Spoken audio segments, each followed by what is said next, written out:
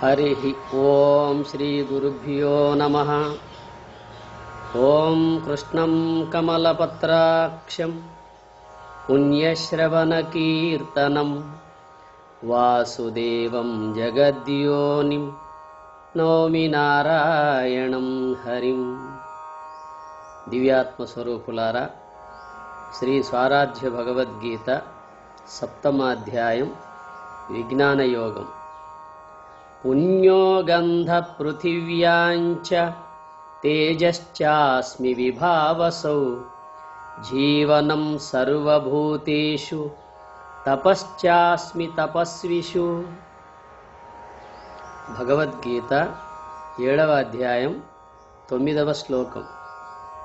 पुण्यः गन्धः पृथिव्यां च तेजः च अस्मि विभावसौ जीवनं सर्वभूतेषु तपः च अस्मि तपस्विषु।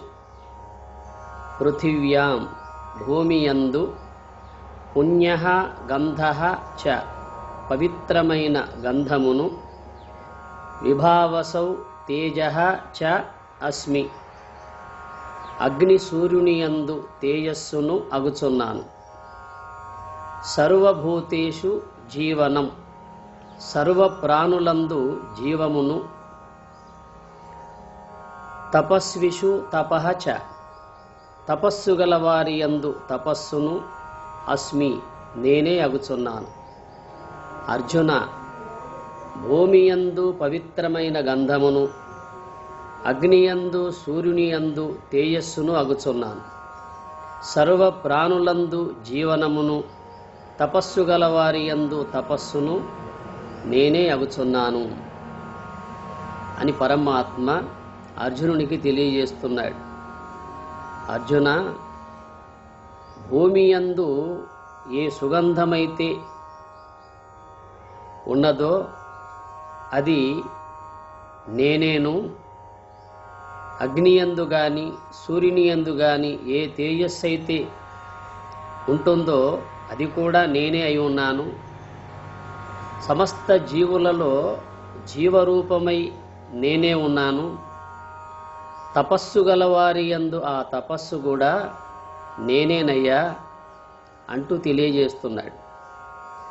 భగవంతుని యొక్క విశ్వవ్యాపకత్వం అనేది భగవద్గీతలో భగవానుడు ఈ విధంగా తెలియజేస్తున్నాడు। పరమాత్మ ఏ విధంగా వ్యాపించి ఉన్నాడో అన్నటువంటి విషయము 7వ అధ్యాయంలో విశేషంగా తెలుపబడుతుంది। జీవనం త్యనేన జీవనం, జీవం త్యనేన జీవనం, జీవ ప్రాణధారణే। జీవము అంటే దేని చేత ప్రాణులన్నీ బ్రతుకుతున్నాయో దాన్నే జీవనము అంటారు। అనగా జీవులలోని ప్రాణము బ్రహ్మమే। ప్రాణం అనేది ఉన్నది అంటే పరమాత్మను ఆశ్రయించే ఉంటుంది। ప్రాణము తనకు తానుగా ఉండే అవకాశం లేదు।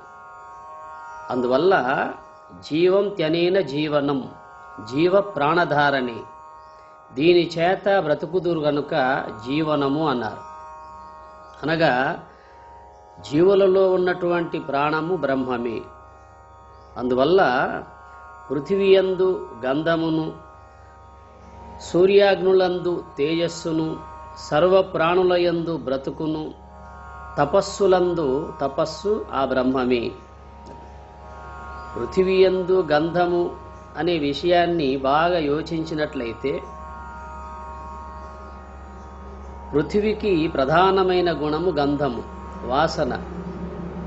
ఏ మొక్కకు ఆ వాసన, ఏ ఫలానికి ఆ రసాన్ని, ఆ రుచిని కలగజేసేటువంటి నిపుణత్వము భగవానుడు ఆ పృథివీ యందు పెట్టాడు। మనం కేవలం మొక్క నాటుతాం, కానీ ఆ మొక్కకు ఆ వాసన, ఆ రసము, ఆ రుచి, ఆ విధాయకమంతా ఎలా వస్తుందో కానీ ఆ దైవ నిర్మాణాన్ని మనం తెలియగలమా? పూల చెట్లకు మనం కేవలం నీళ్లు పోస్తాం, కానీ ఆ పుష్పాలలో సుగంధాన్ని భగవానుడు ఏ విధంగా నింపుతున్నాడో అది కంటికి కనబడుతుందా? ముక్కు దగ్గర పెట్టుకోగానే చక్కని సువాసన ఆస్వాదిస్తూ ఉంటాం. మరి ఆ సుగంధాన్ని ఎవరిస్తున్నారు అని విచారించితే దేవుడే ఇవ్వాలి. అందువల్ల భూమి యందు ఆ సుగంధాన్ని కానీ, అగ్నికి ఆ తేజస్సును కానీ, సూర్యునికి ఆ తేజస్సును కానీ ఇచ్చేదెవరు అని విచారించితే మనలో ఉన్న సూర్యుడనబడే బుద్ధికి, మనలో ఉన్న అహంకారమనబడే అగ్నికి ఆ తేజస్సు కలిగించేది ఎవరు? భగవానుడే. అందువల్ల పృథివీ యొక్క సారమగు గంధమును, బుద్ధి అహంకారములనబడు సూర్యాగ్నులందలి ప్రకాశమగు నిశ్చయాభిమాన శక్తులు బ్రహ్మమే. బుద్ధి నిశ్చయిస్తుంది, అహంకారం అభిమానిస్తుంది. అహంకారానికి అభిమానించే శక్తిని కానీ, బుద్ధిని నిశ్చయించే శక్తిని కానీ ఆత్మస్వరూపం ద్వారా రావలసిందే. ఎట్లయితే సూర్యునికి ప్రకాశించే శక్తి, అగ్నికి దహింపజేసే శక్తి ఎట్లయితే మనం బయట చూస్తున్నామో, అట్లాగే మనలో బుద్ధి ఉంది, అహంకారము ఉంది. బుద్ధి చేత మానవుడు నిశ్చయిస్తాడు ఏం చేయాలి, ఏం చేయకూడదు అన్నటువంటి నిశ్చయాభిప్రాయం కలిగి ఉంటాడు. అట్లాగే అహంకారం చేత నాది, నేనునని అభిమానిస్తూ ఉంటాడు. ఈ అభిమానించే శక్తి కానీ, బుద్ధికి యోచించే శక్తి కానీ పరమాత్మయే ప్రసాదించాలి. అందువల్ల ఈ విషయం తెలియకనే తమకు తామే సమర్థులం అనుకుంటారు. ప్రాణం ఎవడిదయ్యా అంటే నాదే అంటాడు, దేహం ఎవరిదయ్యా అంటే నాదే అని అంటాడు. కాళ్ళు, చేతులు, కళ్ళు, చెవులు, ముక్కు, నోరు ఇవన్నీ నావి అంటాడు. ఈ నావి అనడంలో అర్థమేమైనా ఉందా? దైవ నిర్మాణమే తప్ప మన నిర్మాణమేం కాదు. అందువల్ల జీవులు జీవిస్తున్నాయంటే ఆ జీవనంలో ఆత్మస్వరూపం ఉన్నది గనకనే జీవులు జీవింపగలుగుతున్నాయి. అందువల్ల పరమాత్మని చిత్తత్వే స్థితే సతి నిరామయే జీవో జీవతి సాలోకం దీపే సతి గృహం యథ అని యోగ వాసిష్టంలో వశిష్ఠ మహర్షి తెలియజేశాడు. పరమాత్మని చిత్తత్వే స్థితే సతి నిరామయే జీవో జీవతి సాలోకం దీపే సతి గృహం యథా. అది దీపమున్నప్పుడు గృహం ప్రకాశించినట్లుగా నిరామయమైనటువంటి చైతన్య పరమాత్మ ఉండుట వలన జీవుడు జీవిస్తున్నాడు అని చెబుతున్నాడు. ఒక ఇంట్లో దీపం ఉంటే ఆ ఇల్లంతా ప్రకాశిస్తుంది. అట్లాగే మన దేహంలో దేవుడుంటేనే దేహేంద్రియాలన్నీ ప్రకాశిస్తున్నాయి, మన జీవన విధానం కొనసాగుతూ ఉంది. మన దేహం అనే గృహంలో కూడా ఆత్మ చైతన్యం ఉంటేనే అన్నీ మనగలుగుతున్నాయి, అన్నీ వ్యవహరించగలుగుతున్నాయి. అందువల్ల జీవులలో జీవరూపం నేనేనని, సూర్యచంద్రుల్లో ప్రకాశం నేనేనని, పృథివీయందు సుగంధమంతా నేనేనని, తపస్సు చేసేవారిలో తపశ్శక్తి నేనే అంటున్నాడు. ఎందువల్ల అంటే ఋషులు ఆ అంతర్ముఖ వృత్తి రూప బ్రహ్మనిష్టలో ఉండి తెలియవలసిన దాన్ని తెలుసుకొని పొందవలసిన దాన్ని పొందగలుగుతున్నారు. అట్టి తెలియవలసినటువంటి తెలివినిచ్చింది భగవంతుడే, పొందగలిగే సామర్థ్యాన్ని ప్రసాదించేది భగవంతుడే. అందువల్ల ఋషుల యందు తపశ్శక్తి నేనే అంటాడు. ఋషులు ఏ తపస్సు ద్వారా నన్ను పొందుతున్నారో ఆ తపించే శక్తి నేనే. ఆ తెలియబడే స్వరూపము నేనే అంటాడు. అందువల్ల ధీతపో బలీనాంచాహం ధీస్తపో బలమేవ చ త్రివిధేషు వికారేషు మదుత్పన్నేష్వహం స్థితః అని గణేశ గీతలో తెలుపబడింది. ధీతపో బలీనాంచాహం ధీస్తపో బలమేవ చ త్రివిధేషు వికారేషు మదుత్పన్నేష్వహం స్థితః. బుద్ధిమంతులలో బుద్ధి రూపముగా, తపస్సంపన్నులలో తపోరూపముగా నా వలన జనించిన త్రివిధ వికారములలో మూల కారణము నేనే అయి ఉన్నాను. భగవంతుని యొక్క అనుగ్రహం వల్లనే త్రివిధ వికారాలు పొందుతున్నాం. జాగ్రత్త అవస్థ, స్వప్నావస్థ, సుషుప్తి అవస్థ. జాగ్రత్త అవస్థలో సర్వేంద్రియాలతో కూడుకొని వ్యవహరిస్తున్నాం. స్వప్నావస్థలో మనోబుద్ధుల చేత ఏదైతే తెలుసుకుంటున్నామో మేలుకొని మళ్ళీ చెప్పగలుగుతున్నాం. సుషుప్తిలో అన్నీ మరిచిపోయి నిద్రపోయినా కూడా ఆయనే సంరక్షిస్తూ ఉన్నాడు. ఆయనే నిద్రపోడు కదా. అందువల్ల దేవుడు జీవుణ్ణి నిద్రపోకుండా ఆపగలుగుతాడు. జీవుడన్నీ మరిచిపోయి సుషుప్తిలో హాయిగా ఆ నిద్రా సుఖాన్ని ఆనందిస్తూ ఉంటాడు. బస్సులో, రైళ్లల్లో ప్రయాణికులందరూ హాయిగా నిద్రపోతారు. కానీ డ్రైవర్ నిద్రపోతాడా? ఒకవేళ డ్రైవరే కనుక నిద్రపోతే అందరికీ శాశ్వత నిద్ర. అట్లాగే మనలో ఆ సుషుప్తి యందు, ఆ నిద్రా సుఖమునందు దేవుడు జాగరూకుడై వెలకువగలిగి సంరక్షిస్తూ ఉన్నాడు. ఇన్ని విధముల చేస్తున్నటువంటి యొక్క ఆ దేవుణ్ణి విస్మరించడం ఎంత అజ్ఞానం! సమస్త జీవుల కంటే తెలియదు, పశుపక్షాదుల కంటే తెలియదు. వాటికి మనంత జ్ఞానం లేదు గనక వాటికి తెలియదు. కానీ మానవులకు ఇంత యోచించే జ్ఞానం ఉందే. మరి అట్టి జ్ఞానము ద్వారా తెలియదగిన దాన్ని తెలుసుకుంటే జన్మ సార్థకం అవుతుంది కదా. అందువల్ల భగవానుడు చెబుతున్నటువంటి మాటలు సత్యముగా భావించాలి. ఎందువల్ల అంటే భగవంతుడు సత్యస్వరూపుడు, నిత్యస్వరూపుడు, శాశ్వత స్వరూపుడు. అట్టి సత్యస్వరూపుని యొక్క పలుకులన్నీ సత్యముగానే ఉంటాయి తప్ప అసత్యముగా ఉండే అవకాశం లేదు. అందువల్ల అర్జున, నేను భూమి యందు పవిత్రమైన సుగంధమై ఉన్నాను, అట్లాగే సూర్యాగ్నుల యందు తేజస్సు కలిగి ఉన్నాను, సమస్త జీవులలో జీవరూపమై ఉన్నాను, ఋషుల యందు తపశ్శక్తి కలిగి ఉన్నానయ్యా అంటూ ఒక్క అర్జునునికి మాత్రమే చెప్పడం లేదు, ప్రపంచానికంతటికీ ఈ సందేశాన్ని ఇస్తున్నాడు. అందువల్ల క్షితౌ సుగంధరూపేణ తేజోరూపేణాగ్నిషు ప్రభారూపేణ పూష్ణ్యంధ్యే రసరూపేణాచ్యుచ అంటూ గణేశ గీతలో గణేశుడు తెలిపిన మాట. క్షితౌ సుగంధరూపేణ తేజోరూపేణ అగ్నిషు ప్రభారూపేణ పూష్యబ్జే రసరూపేణ చ అప్సుచ.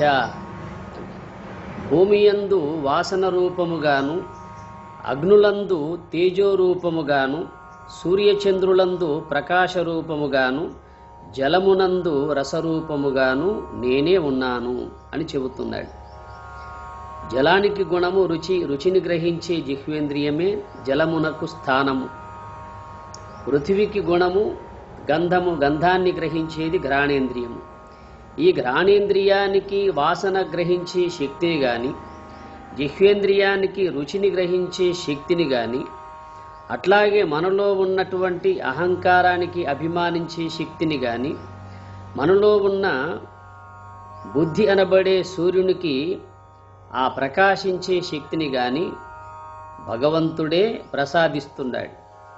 అందువల్ల అటు సమిష్టిగా విచారించిన ఆ పరమాత్మయే ఆధారమని, ఇటు వ్యష్టిగా విచారించిన మనలోని ప్రత్యేగాత్మ స్వరూపమే ఆధారమని అర్థమవుతుంది. అందువల్ల మన శరీరములో ఉన్న చైతన్యము ప్రత్యేగాత్మ స్వరూపం అంటారు. అన్ని జీవులలో ఉన్న స్వరూపాన్ని పరమాత్మ స్వరూపం అంటారు. అంతటా ఉన్న చైతన్యాన్ని బ్రహ్మము అని పిలుస్తారు. అందువల్ల బ్రహ్మము అంటే అఖండముగా ప్రకాశించున్నది బ్రహ్మము. పరమాత్మ అంటే అన్ని జీవులలో ఆత్మస్వరూపమై ప్రకాశించే చైతన్యము. ప్రత్యేగాత్మ అంటే మన దేహంలో ప్రకాశించే చైతన్యము. ఈ విధంగా వ్యష్టి సమిష్టి అఖండముగా యోచించి విచారించినట్లయితే భగవత్స్వరూపం ఎంత గొప్పగా ఏ విధంగా వ్యాపించి ఉన్నదో అర్థమవుతుంది. అందువల్ల భగవంతుడు అంతటా ఉన్నాడు, అన్ని జీవులలో ఉన్నాడు, అన్ని వేళలలో ఉన్నాడు. మరి ఆ భగవంతుని పొందడానికి మనకు సమయం సందర్భం కూడా అవసరం లేదు. ఎప్పుడైనా ప్రయత్నించి పొందవచ్చు. ఉదయమా, సాయంత్రమా, మధ్యాహ్న కాలమా అన్నటువంటి తారతమ్యం లేకుండా ఎప్పుడు మన మనస్సు అంతర్ముఖం కాగలుగుతుందో అప్పుడల్లా ఆ బ్రహ్మనిష్ట యందు నిలిచి ఆ బ్రాహ్మీ స్థితిని పొందవచ్చు. అందువల్ల సర్వకాల సర్వావస్థలలో ఉన్నటువంటి ఆ భగవత్ స్వరూపాన్ని ఎప్పుడైనా మనము ఆ అంతర్ముఖ వృత్తి ద్వారా పొందవచ్చు.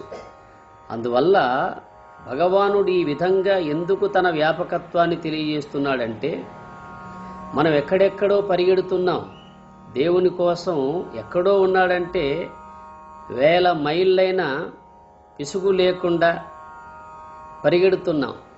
కానీ మనలో ఉన్నటువంటి దేవుణ్ణి మాత్రం మనం తెలుసుకోలేకపోతున్నాం.